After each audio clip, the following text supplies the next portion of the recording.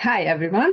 I'm Stella CB, and I'm a fitness and health coach for women in menopause, and I'm a host of this Inspire show. And today I have here Kerry Jenkins. She's my guest, and she's helping women with PCOS. Hi, Jenkins. Kerry, sorry. That's okay. How are you? Fine, thanks. How are you? Doing well. Had just finishing a busy day. Well, me too. Um, So you are helping with PCOS for women. Let's start with what is PCOS? So polycystic ovarian syndrome is a complex set of symptoms that is labeled PCOS. Primarily, it is a metabolic condition. The gynecologists are the ones that are identifying it in women, but it really is a metabolic dysregulation. There is imbalance in between insulin and cortisol. And when women have high levels or dysregulated insulin and glucose signaling systems, that is what is the instigator of the typical signs, symptoms, and signs that women get when their ovaries do become cystic. So frequently, they will develop inflammatory or cystic acne on their face, on their neck, Mm, and their jawline. mm, They will develop hirsutism, which is an excessive overgrowth of dark, thick, coarse terminal hair on their face, along their jawline, their upper lip. They can get hair on their chest, just like a male pattern hair growth would be. They can get a discoloration along their neck, underneath their arms, and in their groin. And we call that acanthosis nigricans. That's another symptom that they have. And ultimately, their cycles are very erratic. They're not consistently cycling and ovulating every single month. But the reason that that happens is the metabolic dysregulation that signals all those things to happen. mhm. And who can get this PCOS? Is it's depend on how old is someone, or it doesn't matter? So I don't typically diagnose really young girls with PCOS. As a girl goes through menarche and puberty and starts establishing a cycle, they can be very erratic in those, first 24 months, where they're not ovulating consistently every single month. Their cycles can vary in length from, shorter to longer. They can skip months, and that's all normal part of going through puberty and establishing a hormonal feedback loop between the pituitary and the ovaries.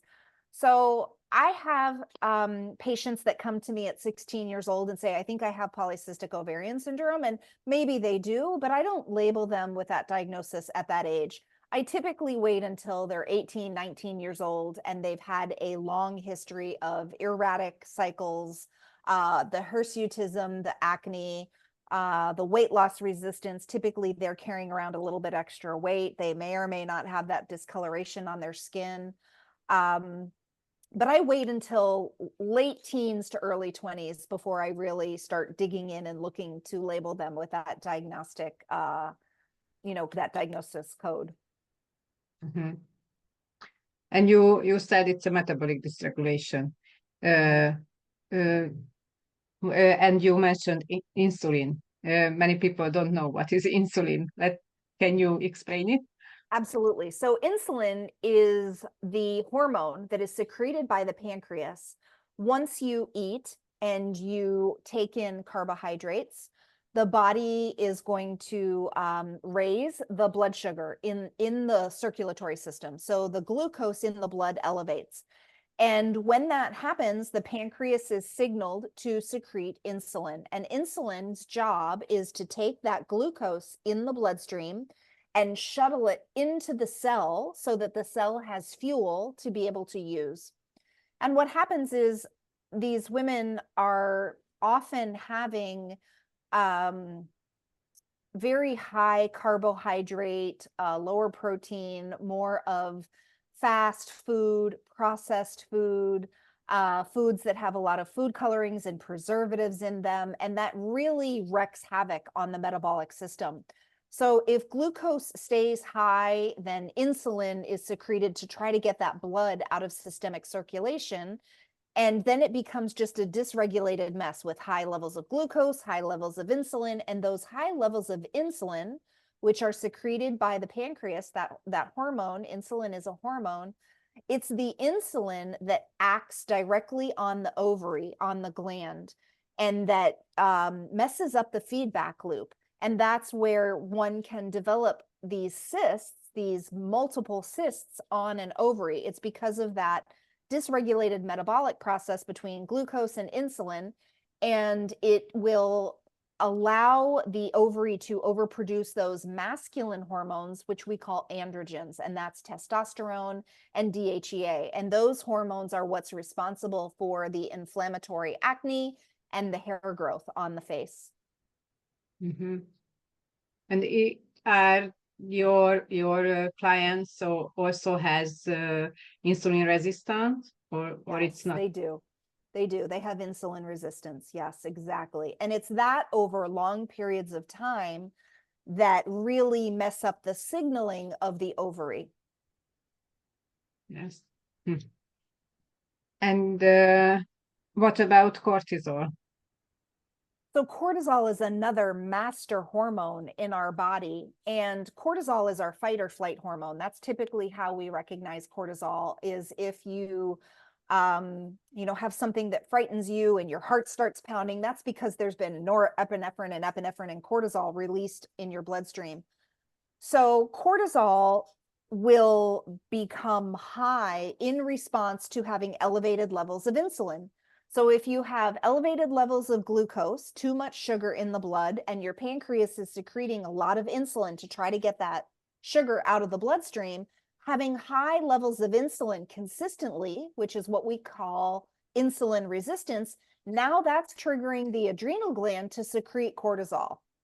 And if you have cortisol secreted over a long period of time, it further promotes that insulin resistance. And now we're in a vicious cycle. So it's the hormones, insulin and cortisol, that are caught up in that forward feeding loop. And that's where women get stuck with this dysregulated metabolic system. And they get overweighted. Am I right? Usually, They get or not? what Overweighted. Are overrated. they get overweighted because of the insulin resistance? Yes, exactly, exactly. And that's what starts that vicious cycle. And once they go down that path, it's very difficult to backpedal and get your cells sensitive to insulin and allow that cortisol level to fall down so that cycles can happen normally. Mm-hmm. And what can you how can you change that?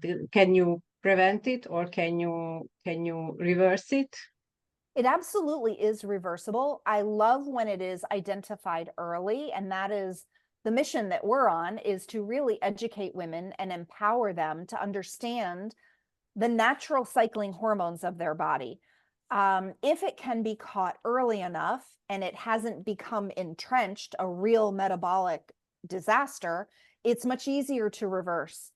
So we do, some lab testing to measure fasting insulin and fasting glucose, and we get cortisol levels on people. And what we really do is focus on the pillars of health. It doesn't have to be complicated. We want to eat whole foods, not processed foods, not junk foods, not foods that come out of a bag or a sack or a plastic container or a box. We want to eat fruits and vegetables and healthy proteins. We want to make sure that we're eating complex carbohydrates, not simple carbohydrates like bread and baked goodies and all the sweet dessert things because that spikes insulin really high. Mm-hmm. So we really focus on diet, nutrition, lifestyle, managing stress, getting these women to exercise appropriately. A lot of these women are in jobs that require them to be sitting at a desk for 9-10 hours a day. So they're more sedentary in their lifestyle. So we talk to them about, just the basic pillars of health. What you eat matters. How well you sleep matters. How much you move and exercise daily matters. How stressed out you are matters, because the more stress you have, the more cortisol is released. So we really try to focus on those individual 4 pillars of health and really hone in on the diet and nutrition piece. And if we can get that dialed in, women can reclaim their cycles and start cycling again monthly, lower their fasting insulin levels, lower their fasting glucose levels, lower their cortisol levels. And when that happens, they regulate on their own. But it's about educating people as to, what this process is and what it really means when you're diagnosed, and how to get yourself out of that situation. Mm-hmm. And what are you recommend when it's come to cortisol? How they can, what is your method? How can you change that? How can you manage the stress? Yeah, so you have to identify it first and foremost. You have to be aware of the stress that's driving the cortisol. So there's so many women who work in these very high-powered jobs. They're executives, they're career women, they have a family, they're taking care of their parents, they're running a home, they have a partner, they have animals, they have a career, and they're really just burning the candle at both ends. So step number 1 is taking a step back and identifying, where is my stress coming from? Is it emotional stress from my work or my relationships or my boss? Or is it physiological stress in my body? Is my body inflamed? Am I in pain? Do I have food sensitivities? Is it a chemical stress? There's so many different kinds of stress that can elevate cortisol levels. So we really want to identify, where's the stress coming from? Number 1, find out where's it coming from, and then take measures to help offset that. And, one very simple way that we recommend doing that is just by being mindful. Be mindful of your day over day experience, make mindful choices. Don't just say yes because other people are counting on you to do something.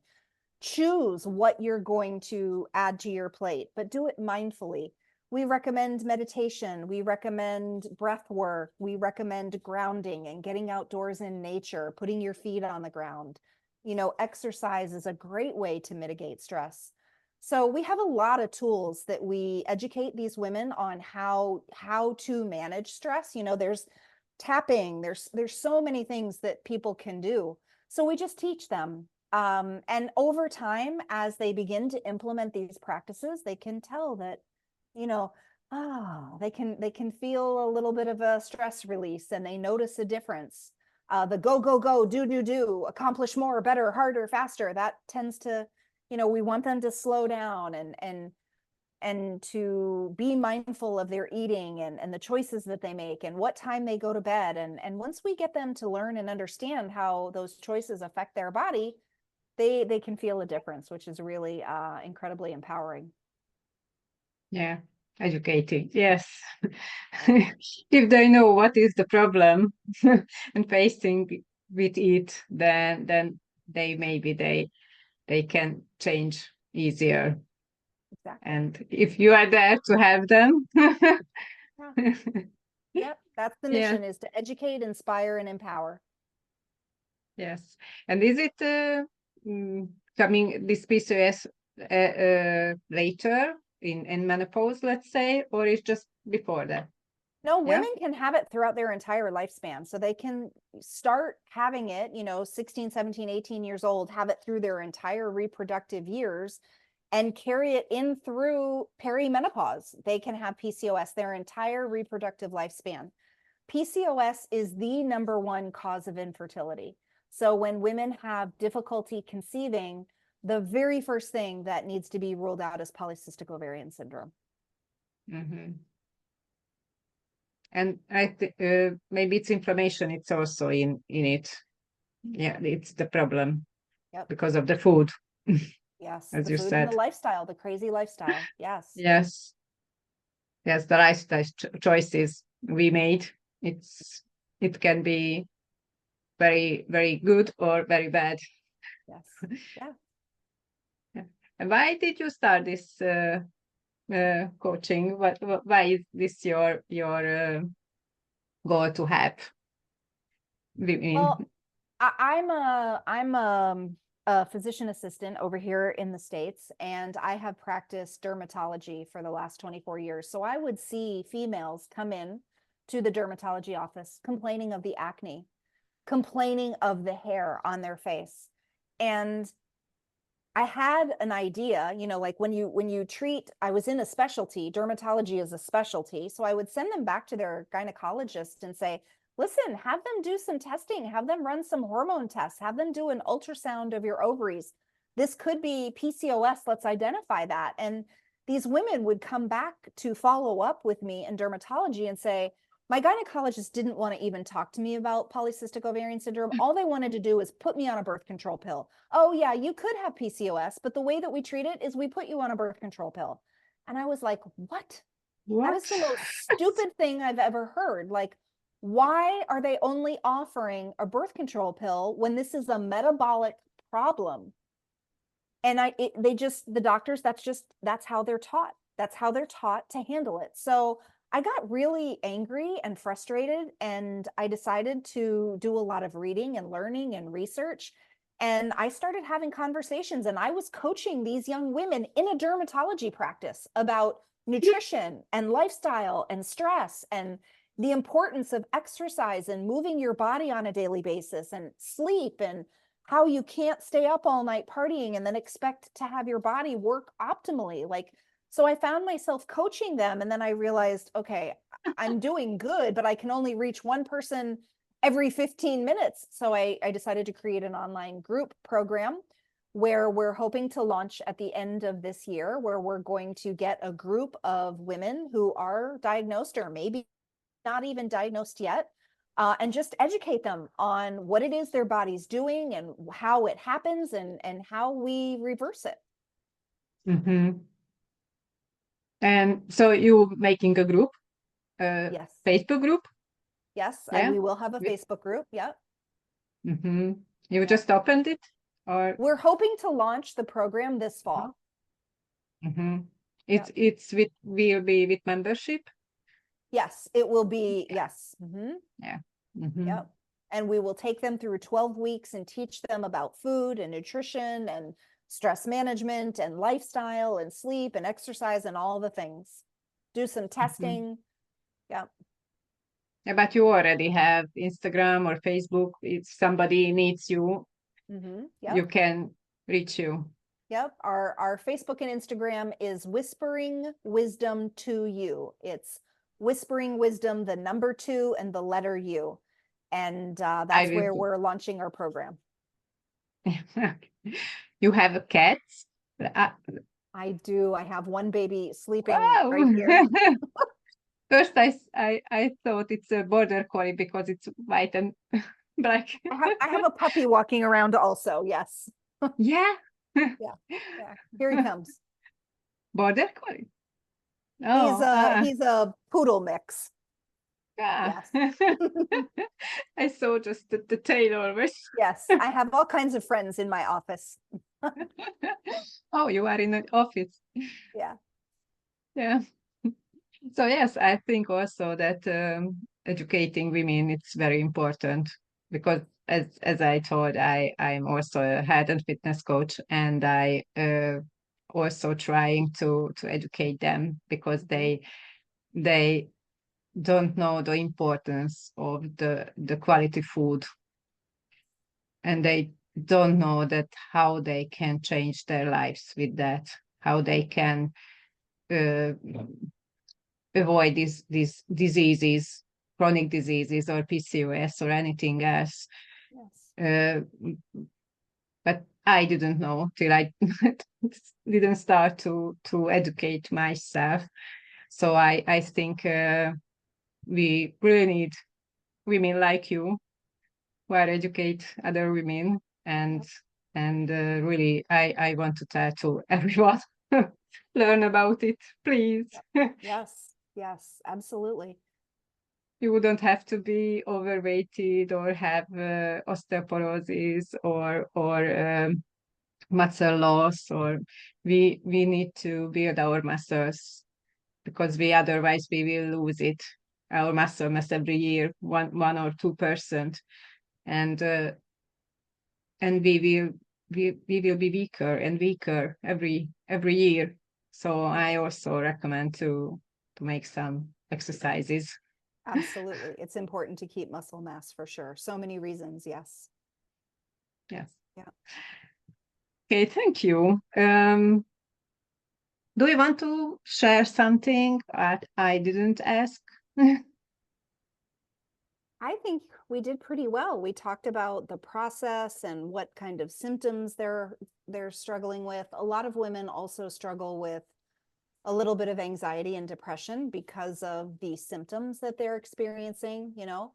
Socially, it can be very, they struggle socially because they're so self-conscious of their appearance with their skin.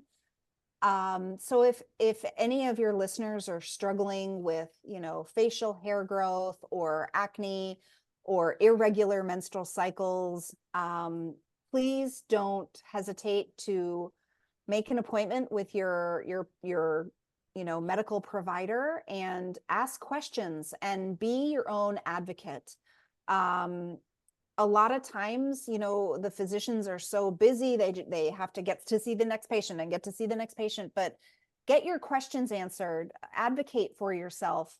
And if you feel like you're not getting the information that you need, then go find somebody else to give it to you. Don't give up. If you think you may be struggling with this process, there is somebody out there that can help you. Go find them. So this is your, I think this is your advice to women. I usually ask at the end, what is your advice to my listener? But you Yep. also thought. Yep. So I want to ask you something else, maybe some interesting thing.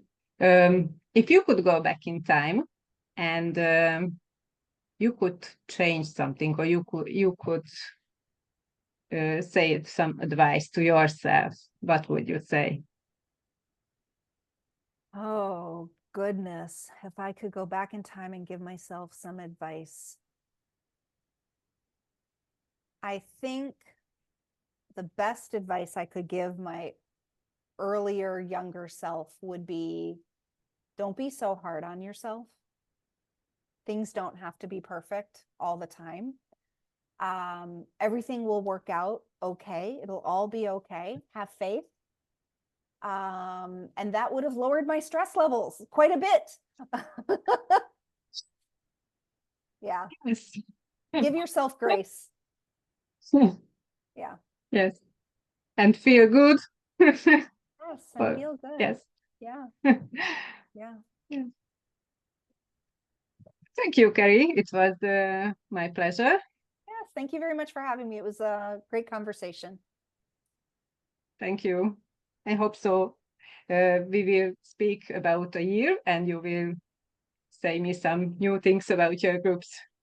That sounds good. Okay. Thank you. Thank you. Good night. Bye. Bye.